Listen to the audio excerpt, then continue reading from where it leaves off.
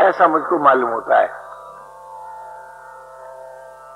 प्रेमी होने के लिए भी स्वाधीन होना जरूरी है और उदार होने के लिए भी स्वाधीन होना जरूरी है और दुख निवृत्ति के लिए भी स्वाधीन होना जरूरी है।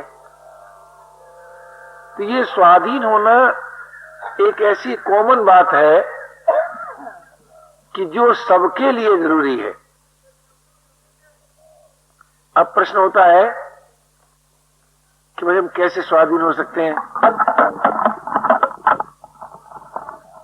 पराधीनता को लेकर तो पैदा ही हुए हैं, जी भी रहे हैं उसी को लेकर, ये बात ठीक है, पर स्वाधीन हो सकते हैं। स्वाधीन होने का सबसे अच्छा उपाय क्या है?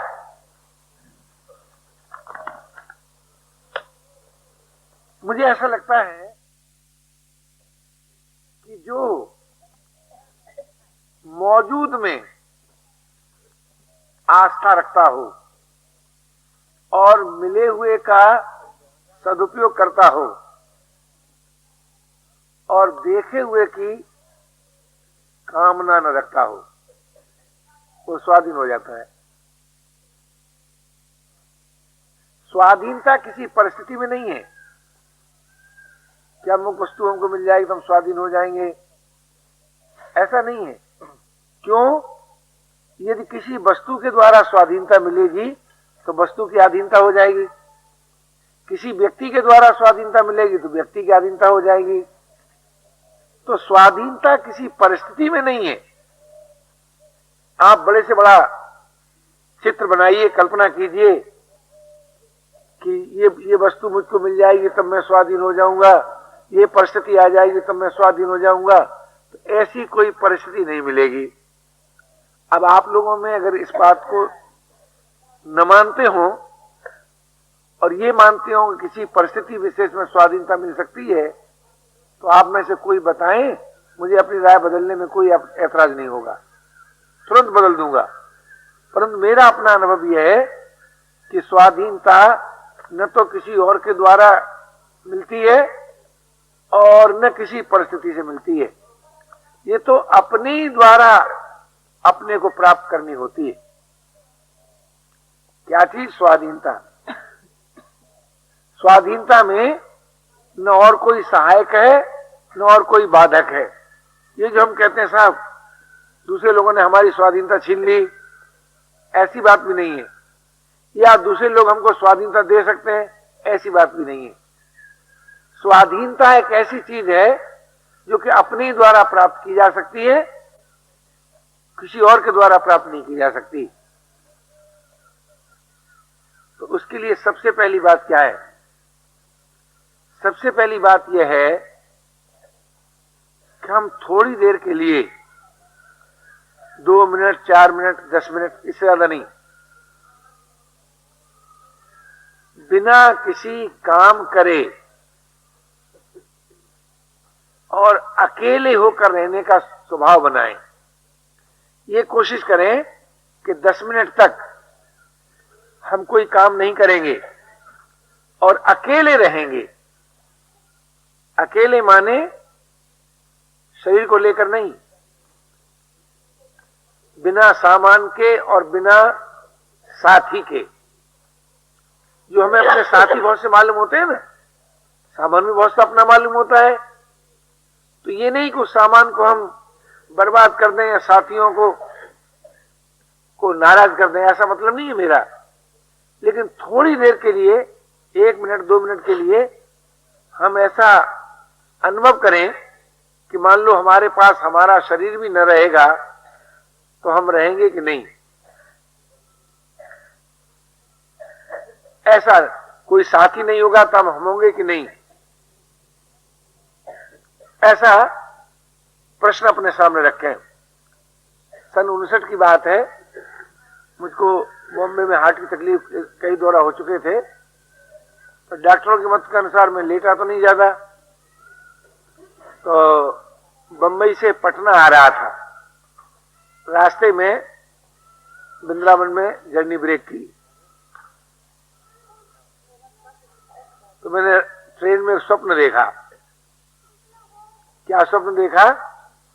कि मैं बोलना चाहता हूं, वो बोल नहीं पाता। तो इशारा करना चाहता हूं हाथ उठा करके, मैं बोला नहीं आता, तो वो भी नहीं कर पाता। पैर से दूसरे आदमी को जगाना चाहता हूं, वो भी नहीं, जो मैं चाहता हूं सो ही नहीं कर पाता। ऐसा मैंने स्वप्न देखा। तो स्वप्न में जब प्राणी दुखी होने जाता है ना, तो एकदम आंख खुल जाती है। आंख खुल गई, अरे ये स्वप्न था। किंतु मैं सोचने लगा कि ये तो स्वप्न था, परंतु क्या एक दिन वो नहीं आएगा कि जब हम बोलना चाहेंगे नहीं बोल पाएंगे, सुनना चाहेंगे नहीं सुन पाएंगे, देखना चाहेंगे नहीं देख पाएंगे। एक दिन आएगा तो भाई। तो मैंने सोचा कि मुझे स्वप्न में इस दशा में तकलीफ क्यों हुई। वो इसलिए हुई ना कि मैं बोलना चाहता था। मुझे कोई और कोई तकलीफ तो थी नहीं, कहीं दर्द नहीं था, कोई पीड़ा नहीं थी। सिर्फ यही था कि जो मैं करना चाहता हूं सो नहीं कर सकता। तो मैंने कहा भाई ये दिन तो एक दिन आएगा, अब क्या करना चाहिए कि अब इस बात पर विचार करना चाहिए कि यदि हमें और आपको यह मालूम हो जाए, हमारा आपका ये अनुभव हो जाए कि कुछ न करने में भी जीवन है, कुछ न करने पर भी हम हैं और जीवन है, अगर ये अनुभव हम और आप कर लें तो अभी स्वाधीन हो जाए। स्वाधीन हमें कौन नहीं होने देता। हम सोचते हैं कि हमारे पास अमुक वस्तु नहीं रहेगी तो मानो हमारा अस्तित्व ही नहीं रहेगा। ऐसा जो सोचते हैं, अमुक साथी नहीं रहेगा तो हमारा अस्तित्व ही नहीं रहेगा, ऐसा जो सोचते हैं, इसी से हम पराधीन हैं। लेकिन भाई कौन साथी है जो रहेगा? हमेशा कोई साथी रहेगा? हमेशा कोई सामान रहेगा आपके पास? हमेशा आप कुछ न कुछ कर सकेंगे? तो हमेशा कोई साथी नहीं मिलेगा यहां, हमेशा कोई वस्तु नहीं रहेगी, हमेशा हम कुछ कर सकें ऐसा हमेशा नहीं होगा। श्रम रहित होना ही पड़ेगा, साथी रहित होना ही पड़ेगा, सामान रहित होना ही पड़ेगा। अगर आप साथियों के रहते हुए, सामान के रहते हुए, करने की शक्ति रहते हुए अगर थोड़ी थोड़ी देर के लिए आराम करना पसंद करें, आलस्य करना नहीं, अकर्मण्य होना नहीं, आराम करना। आराम कब होता है कि जब जरूरी काम पूरा कर डालते हैं और बिना जरूरी काम छोड़ देते हैं, तब आराम मिलता है। अगर हम थोड़ी थोड़ी देर के लिए आराम करने का स्वभाव बनाएं, अकेले होने का स्वभाव बनाएं, तो हमें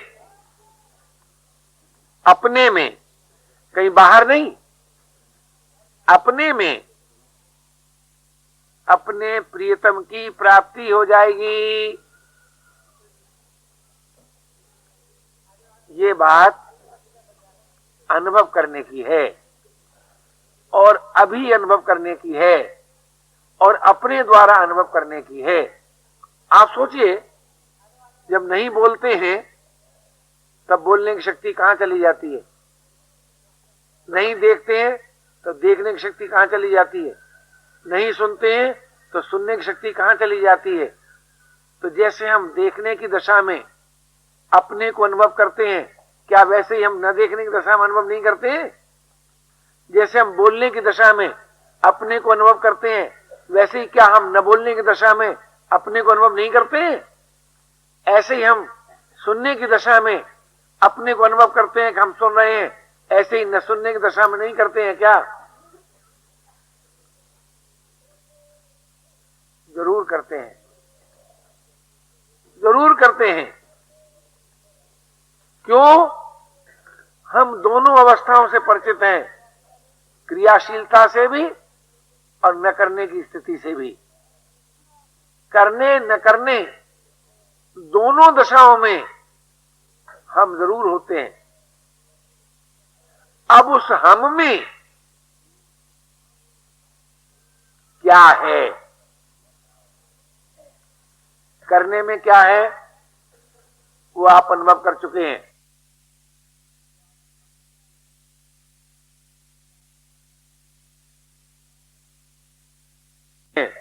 क्या अनुभव कर चुके हैं कि देखते देखते देखने की शक्ति का ह्रास होता है और आप कुछ काल के लिए स्वयं न देखने की स्थिति में होते हैं। बोलते बोलते भी बोलने की शक्ति का ह्रास होता है और कुछ देर के लिए आप स्वयं न बोलने की स्थिति में होते हैं। प्रत्येक प्रवृत्ति के अंत में आप स्वयं कुछ काल के लिए निवृत्ति में होते हैं। इस बात में किसी भाई को, किसी बहन को ऐतराज हो, विरोध हो तो प्रश्न कर सकते हैं। हम नहीं बोल रहे तो समझूंगा कि आपका विरोध नहीं है। तो जब अब सोचने की बात इतनी रह गई कि यदि आज हमें और आपको अपने उस जीवन का अनुभव हो जाए जो न करने की स्थिति में है,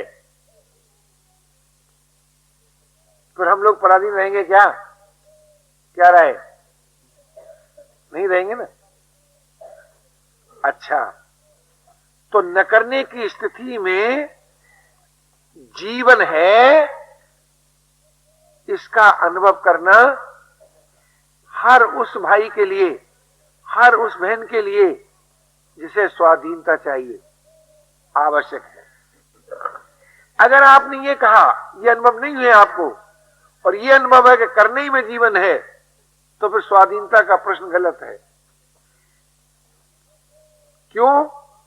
बिना पर का आश्रय लिए हम परिश्रम कर सकते हैं क्या? क्या रहा है भाई, बोलो।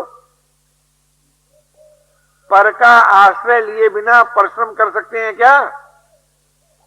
अगर आप ये मानते हैं नहीं कर सकते हैं, तो स्वाधीन होने के लिए परिश्रम से रहित होना पड़ेगा कि नहीं? क्या राय? अच्छा, परिश्रम से रहित होने के लिए आवश्यक कार्य पूरा करना पड़ेगा कि नहीं? अनावश्यक कार्य छोड़ना पड़ेगा कि नहीं जी? तो अब ये कि कितना जरूरी हो गया कि अनावश्यक कार्य का त्याग कर दें और आवश्यक कार्य को पूरा कर दें, तब हमें मिलेगा विश्राम।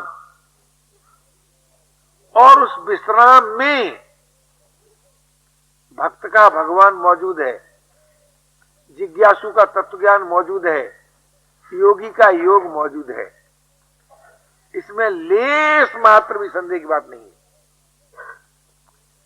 यदि भक्त का भगवान विश्राम में नहीं है, यदि योगी का परम तत्व विश्राम में नहीं है, यदि जिज्ञासु का तत्वज्ञान विश्राम में नहीं है, तो फिर भाई वो सभी के लिए संभव नहीं है।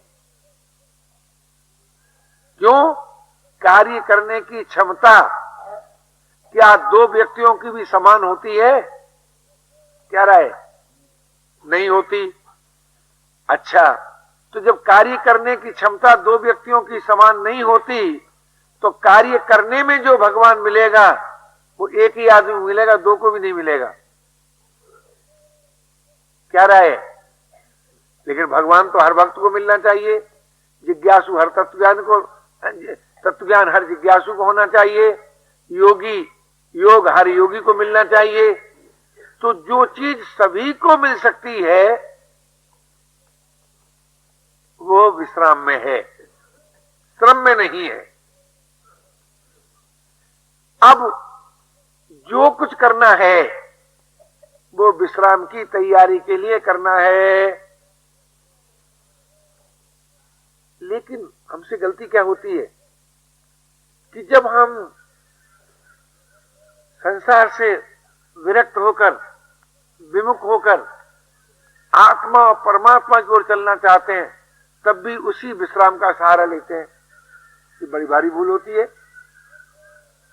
परमात्मा की, देखिए संसार की ओर चलने के लिए आपको श्रम अपेक्षित है, पराश्रय अपेक्षित है, लेकिन आत्मा और परमात्मा की ओर अग्रसर होने के लिए न श्रम अपेक्षित है न पराश्रय अपेक्षित है, दोनों ही की अपेक्षा नहीं है। और अगर आपको ये मालूम हो जाए कि पराश्रय और परिश्रम के बिना जीवन है, देखिए पराश्रय परिश्रम के बिना जीवन है, तो उस जीवन में हम सबका अधिकार हो सकता है, हम सबका अधिकार हो सकता है। क्यों? हम सब श्रम काल में एक नहीं है, विश्राम काल में एक है, पराधीनता में एक नहीं है, स्वाधीन काल में एक है। हमने किसी का आश्रय लिया, आपने किसी का आश्रय लिया, तो एक हो जाएंगे? हम भी सब आश्रय छोड़ दें और आप भी छोड़ दें तो अलग रह जाएंगे? क्या राय? हम भी कुछ न करें और आप भी कुछ न करें तो बराबर होंगे कि आगे पीछे होंगे? और हम भी कुछ करें और आप भी कुछ करें तो बराबर हो पाएंगे? हम भी किसी पर का आश्रय लें, आप भी पर का आश्रय लें, समान हो पाएंगे? देखो भाई, इन बातों का यह अर्थ लगा मत लेना कि मैं आलस्य और अकर्मण्यता का समर्थन कर रहा हूं। ऐसा मैं नहीं कर रहा हूं। मैं आपसे ये निवेदन करना चाहता हूं कि मेरे जीवन में जो बड़ी भारी बेचैनी है वो इस बात को लेकर रही है कि वो जीवन जो सभी के लिए उपयोगी हो वो सबको मिलना चाहिए कि नहीं? सबसे अच्छा जीवन सबको मिलना चाहिए कि किसी एक को मिलना चाहिए? जी, सबको मिलना चाहिए। तो सबको जो जीवन मिल सकता है वो स्वाधीनता और विश्राम में है, वो पराधीनता और परिश्रम में नहीं है। ये एक दार्शनिक बात मैंने आपसे निवेदन की। अब आप देखें कि जब हम स्वाधीन हो जाते हैं तब उदार होने में कठिनाई होती है क्या? जी, अच्छा, समता पाने में कठिनाई होती है क्या? प्रियता जगाने में कठिनाई होती है क्या? अब आप देखिए, स्वाधीन होते ही उदारता, समता और प्रियता ये हर भाई को, हर बहन को मिल सकती है। उदारता का अर्थ क्या है? समता का अर्थ क्या है? प्रियता का अर्थ क्या है? इसमें थोड़ा विचार कीजिए।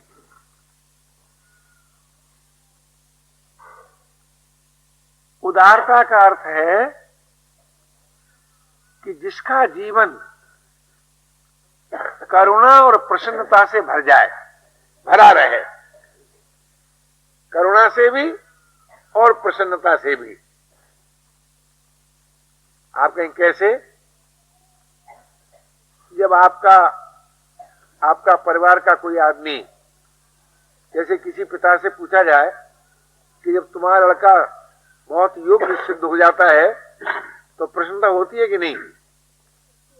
जी, तो जिसे हम अपना मानते हैं उसको जब सुखी देखते हैं तो प्रसन्नता होती है कि नहीं होती? ऐसे ही जिसे हम अपना मानते हैं और उसे दुखी देखते हैं तो करुणा होती है कि नहीं? तो ये करुणा और प्रसन्नता स्वाभाविक चीज है कि कोई परिश्रम से प्राप्त की जाती है? लेकिन कब? जब सुखी को अपना माने तब, जब दुखी को अपना माने तब। और संसार में अगर हम आपसे पूछें कि भाई संसार में जो आप देख रहे हैं, सुखी और दुखी से भिन्न भी कुछ देख रहे हैं क्या? क्या राय है जी? या तो कहीं सुखी दिखाई देता है? देखो भाई, ज्ञान की बात मत करो, जीवन की अनुभूति को लेकर चलो। आप जब संसार की ओर देखते हैं तो या तो किसी को सुखी अनुभव करते हैं या किसी को दुखी अनुभव करते हैं। ये आपकी अपनी दृष्टि है, चाहे जिस दृष्टि से देखें। लेकिन या तो आपसे पूछे क्या है रहा है तो कहेंगे या तो सुखी है या दुखी है। यही ना कहेंगे। अच्छा, तो सुखी पर नजर जाती हो तब प्रसन्नता क्यों नहीं होती, और दुखी पर जब नजर पड़ती है तो करुणा क्यों नहीं होती? तब आप क्या कहेंगे? तब आप यही कहेंगे कि साहब क्या बताएं, उनको हम अपना नहीं मानते, इसलिए सुखी को देखकर प्रसन्नता नहीं होती, इसलिए दुखी को देखकर करुणा नहीं होती। तो भाई क्यों अपना नहीं मानते? तो आप कहेंगे उनसे हमारा कोई संबंध नहीं। भाई संबंध तो है। अच्छा, तुम एक ही आकाश से तुम लोगों को अवकाश मिलता है कि अलग अलग आकाश है? एक ही वायु से श्वास लेते हैं कि अलग अलग श्वास लेते हैं? एक ही भूमि पर आश्रय पाते हैं कि अलग अलग? फिर आप कैसे कहते हैं हमारा संबंध नहीं है? यानी ये बात अलग है कि आप किसी नाते से किसी को अपना माने और दूसरे नाते से न माने, लेकिन आप ये नहीं कह सकते कि किसी न किसी नाते सभी अपने नहीं है। कोई ईमानदार आदमी कह सकता है क्या? जब सभी अपने हैं तो या तो सुखी देख रहे हैं या दुखी देख रहे हैं, तो जीवन में प्रसन्नता और करुणा क्यों नहीं उदय होती? तो जीवन का प्रश्न आ गया कि नहीं? जब हम देखते हैं या तो सुखी अनुभव करते हैं दूसरों को या दुखी अनुभव करते हैं, तो हमारे जीवन में करुणा प्रसन्नता आनी चाहिए। अच्छा, कोई कहे कि साहब हम क्यों किसी को देखें, हम किसी को नहीं देखते, तो देखे हुए का प्रभाव हम पर नहीं रहना चाहिए। क्या राय है? अगर कोई कहे हम इस बात को नहीं मानते कि सभी अपने हैं, हम तो इसको बात को मानते हैं कि कोई अपना नहीं है, तो भाई जब कोई अपना नहीं है तब देखे हुए का प्रभाव हम पर क्यों होता है? तो समता आ जानी चाहिए कि नहीं?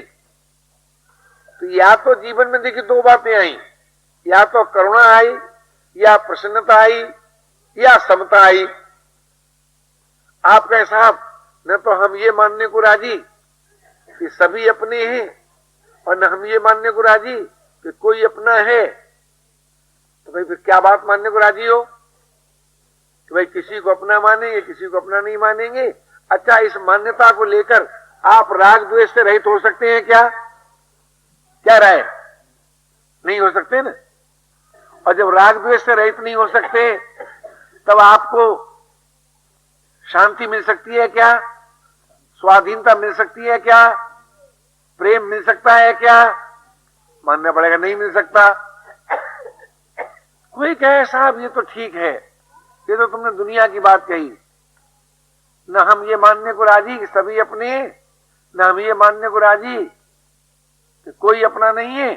हम तो इस बात को मानने को राजी हैं कि परमात्मा अपना है। ये भी तो दर्शन है ना। तो अगर आप परमात्मा को अपना मानते हैं, तो मैं आपसे पूछता हूं, अपना अपने को प्यारा लगता है कि नहीं? अपने की अपने में स्मृति होती है कि नहीं जी? तब तो जीवन में स्मृति रहनी चाहिए, प्रियता रहनी चाहिए। तो आप देखेंगे नीरसता का अत्यंत अभाव, नीरसता का अत्यंत अभाव या तो करुणा से होता है, या प्रसन्नता से होता है, या समता से होता है, या प्रियता से होता है। आप किसी अन्य प्रकार से जीवन में से निरसता को मिटा सकते हैं क्या? चुप इसलिए हो गया। अगर कोई मिटा सकते हो तो बताएं। करुणा में रस नहीं आता क्या? प्रसन्नता में रस नहीं है क्या? समता में रस नहीं है क्या? प्रियता में रस नहीं है क्या? तो मेरा नम्र निवेदन केवल यह था कि आपकी अपनी मर्जी है कि आप किस दार्शनिक दृष्टिकोण को मानते हैं, लेकिन किसी भी दृष्टिकोण को माने, जीवन में से निरसता मिटनी चाहिए कि नहीं? जीवन में रस की अभिव्यक्ति होनी चाहिए कि नहीं? तो अगर आप ये मानते हैं कि जीवन में से निरसता मिटनी चाहिए, जीवन में रस की अभिव्यक्ति होना चाहिए, तो भाई या तो उदारता को अपनाना पड़ेगा, या समता को अपन प्राप्त करना पड़ेगा, या प्रियता को जगाना पड़ेगा। बिना उदारता, समता और प्रियता के जीवन में नित्य नव रस की अभिव्यक्ति नहीं हो सकती।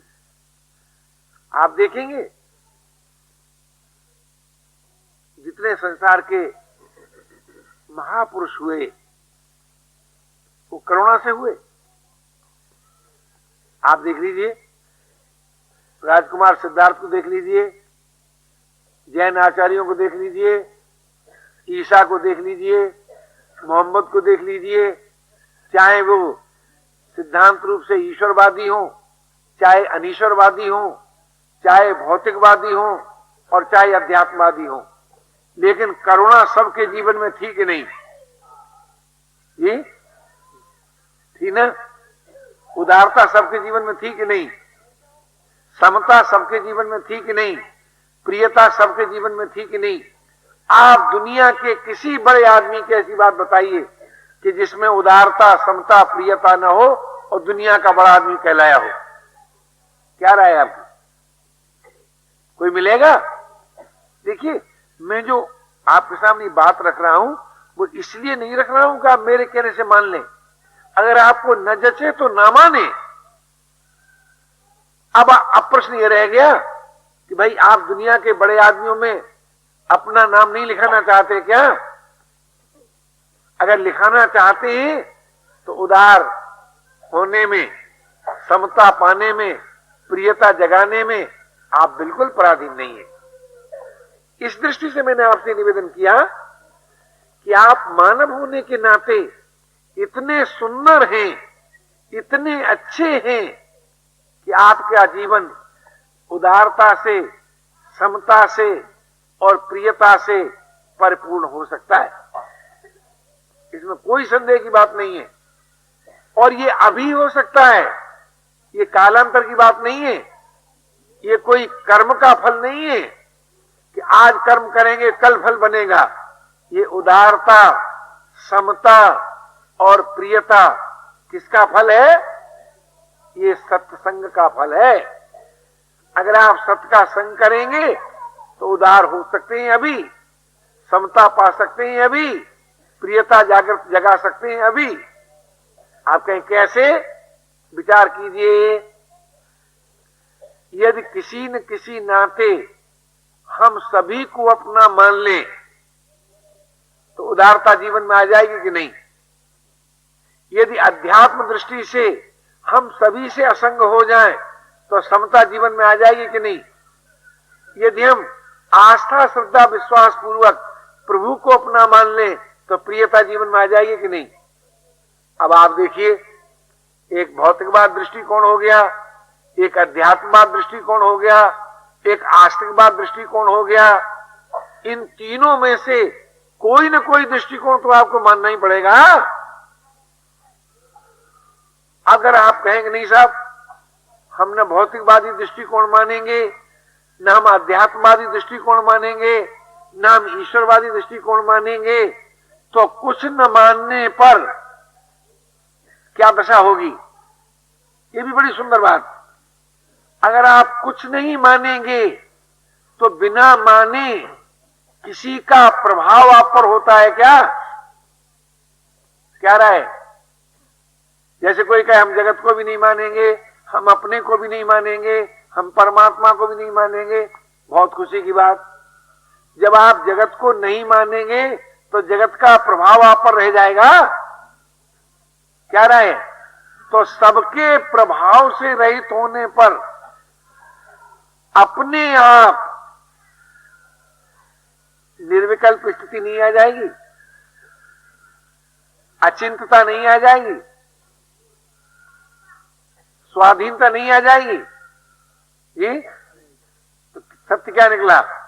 अगर किसी को न माने तो काम बन जाए, जगत को माने तो काम बन जाए, अपने को माने तो काम बन जाए और परमात्मा को माने तो काम बन जाए। आप बताइए किस दृष्टि से आप कहते हैं कि हमको वो जीवन नहीं मिल सकता जो संसार के बड़े बड़े लोगों को मिला है? तो केवल एक ही बात हो सकती है कि आप कोई बात मानने न मानने के लिए राजी न हो, तब क्या उपाय है? तब तो मनुष्य संग ही नहीं होती। मनुष्य संज्ञा तो तभी ना आरंभ होती है जब आप कुछ मान सकते हैं, कुछ नहीं मान सकते, या तो न मानने वाली बात माने या मानने वाली बात माने।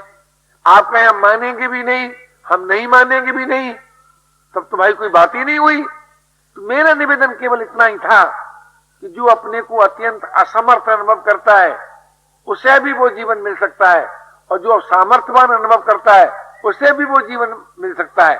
बोले असमर्थ को कैसे मिलता है कि असमर्थ में कुछ न करने की स्थिति आ जाएगी, क्योंकि सामर्थ्य के बिना किसी कार्य की सिद्धि नहीं होती। और आप हो गए असमर्थ, सामर्थ्य रहित, तो न करने की स्थिति आपको आ जाएगी। और सामर्थ्यवान अगर आप हैं तो सामर्थ्य के सदुपयोग के बाद सामर्थ्य का तादात्म्य टूटकर भी न करने की स्थिति आ जाएगी। कैसा मंगलमय विधान है, कैसा अनुपम विधान है कि असमर्थ को भी जीवन मिल जाए और समर्थ को भी जीवन मिल जाए। लेकिन जो सामर्थ्य का दुरुपयोग करे और ऊपर से कहे असमर्थ और भीतर से करे सामर्थ्य का दुरुपयोग, उसको कहते हैं असत का संग।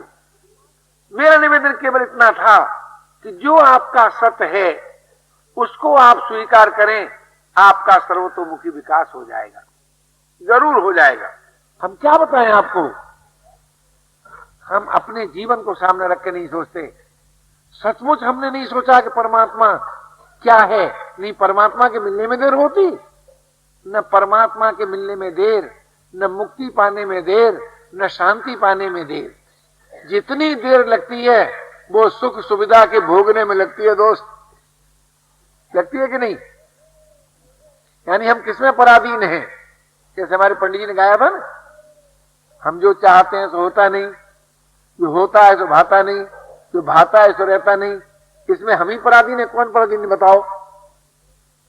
अरे हम कहते हैं ब्रह्म के बाप ने जो चाहा सो नहीं हुआ, ब्रह्म की लुगाई ने जो चाहा सो नहीं हुआ है। सीता जी चाहती थी हिरण के चरण मिल जाए, मिल गया। महाराज दशरथ चाहते थे कि राम वन को न जाए, उनके मन की बात पूरी हो गई। अजी आज का महामानव गांधी जी चाहते थे हिंदुस्तान का विभाजन न हो, बात पूरी हो गई जी? नहीं हुई। तो सिद्धांत क्या निकला? जो चाहते सो होता नहीं, और जो होता है सो भाता नहीं, और जो भाता है सो रहता नहीं। तो हमने कहा भले आदमी भी चाह छोड़ क्यों नहीं देते? अचाह होने में जीवन है, अचाह होने में जीवन है। और अचाह होने के लिए आंख बंद करोगे कि कान बंद करोगे कि श्वास रोकोगे कि आसन साधोगे कि मुद्रा साधोगे, ये तो तुम्हारी मौज की बात है। तुम मान लो मुझे कुछ नहीं चाहिए, कुछ नहीं चाहिए, कोई रुपया खर्च होगा इसमें। लेकिन जब तुम अचाह हो जाओगे तब प्रभु के लिए प्रेमी और जगत के लिए उदार और अपने लिए दुख निवृत्ति, ये तीनों चीजें आपको मिल जाएंगी। कितनी महिमा है अचाह होने की, अचाह होने की कितनी महिमा है। सचमुच जिसे कुछ नहीं चाहिए वो सारे जगत के लिए उदार हो सकता है। सचमुच जिसे कुछ नहीं चाहिए वो प्रभु के लिए प्रेमी हो सकता है, उसके दुखों की निवृत्ति हो सकती है, उसे शांति मिल सकती है, उसे स्वाधीनता मिल सकती है। कौन रोकने वाला है? लेकिन एक बात तो बताओ भैया, जो कुछ भी चाहता है वो किसी को प्यार कर पाएगा? क्या राय? कभी नहीं कर पाएगा। जो कुछ भी चाहता है उसकी दुख निवृत्ति हो पाएगी, उसको शांति मिलेगी? तो भैया आज मानो कल मानो, अभी मानो कभी मानो, जब तक अचाह नहीं हो जाते आप। देखिए अचाह होने से कर्तव्य में कोई बाधा नहीं पड़ती, क्यों? कर्तव्य का संबंध होता है प्राप्त परिस्थिति से। आप जिस परिस्थिति में हैं उसके अनुसार जो करना चाहिए, जिसे कर सकते हो कर दो, इसका नाम है कर्तव्य, इसका नाम है धर्म विज्ञान। क्या? जिस परिस्थिति में आप हैं उस परिस्थिति के अनुसार जो करना चाहिए, अर्थात आपके कर्म में आपके ज्ञान का विरोध न हो, आपके कर्म में आपकी सामर्थ्य का विरोध न हो, तो सामर्थ्य और ज्ञान के अनुसार जो कर सकते हो उसके करने में बताओ कहां पराधीनता मालूम होती है? क्या राय है? सामर्थ्य विरोधी बात करनी पड़े तब पराधीनता का अनुभव होता है, ज्ञान विरोधी बात करना पसंद करें तब पराधीनता का अनुभव होता है। अगर हम ज्ञान और सामर्थ्य के अनुसार जो कर सकते हैं, जो करना चाहिए उसको कर दें, तो बताओ कर्तव्य पालन में कहां पराधीनता है क्या? अच्छा, कर्तव्य का अंत होने पर कर्ता स्वयं अपने उस अधिष्ठान में विलीन हो जाता है जो सदैव है, जो अविनाशी है, जो चिन्मय है, जो नित्य है, जो रसरूप है, जिसकी महिमा का कोई बारा पार नहीं है। इसलिए महान भाव किसी भी सिद्धांत के मानने वाले क्यों नहीं, अचाह होना तो जरूरी है, कर्तव्य पालन भी जरूरी है। तो अचाह होकर के कर्तव्य पालन नहीं कर सकते क्या?